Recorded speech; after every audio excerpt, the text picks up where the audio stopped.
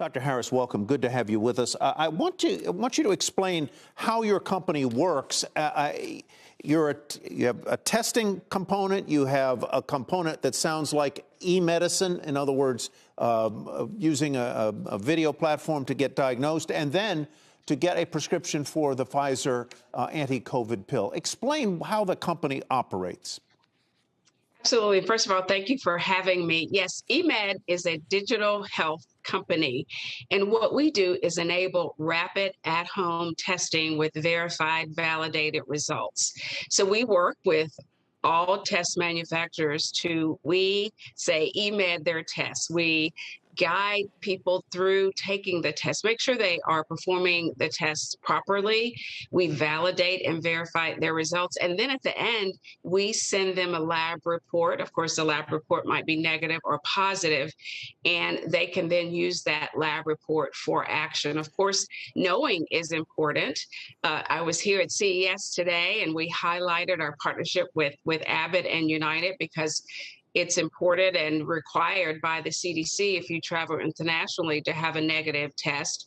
And we are excited about test to treat. As you know, with these new medications that are coming on board in short supply right now, you have to start them within 5 days. So eMed will enable and facilitate early diagnosis so people can have rapid access to that treatment. So a couple of quick questions. Number one, from what you just said, I assume, but correct me if I'm wrong here, that you are test agnostic. In other words, it's not necessarily your proprietary test. You're working with partners whose tests you proctor or supervise. Am I right on that?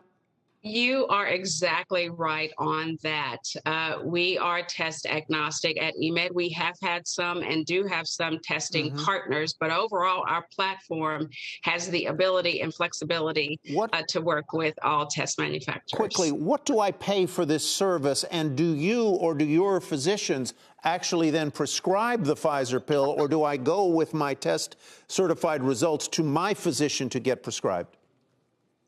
So as we think about test to treat, and I'm glad you used the word service because that's what we offer at eMed. We offer, again, verified and validated testing, and the patient has the results, and then they go to their doctor for treatment. And the price of your service is?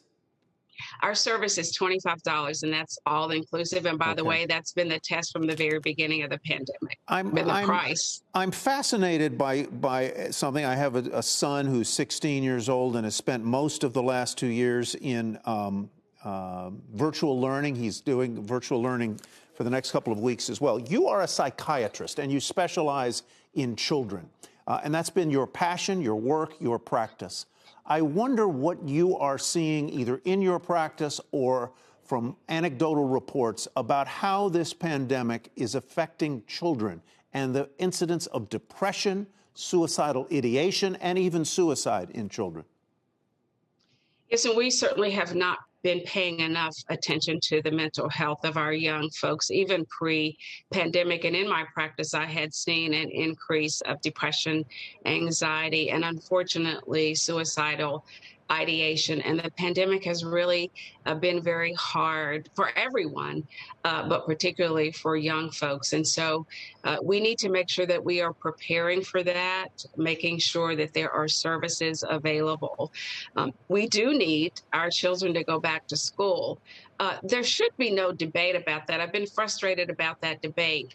We have not been having the appropriate conversations about what we need to do to keep them in school, right? And that's, of course, getting everyone vaccinating, having testing protocols, which we work with schools to make sure that we don't spread the infection further, wearing masks and ventilation. The social isolation is hard enough on adults like you and me, to the degree I'm an adult, but on children who are adolescents or pre-adolescents, the isolation and the loneliness can be a crushing experience, I would say.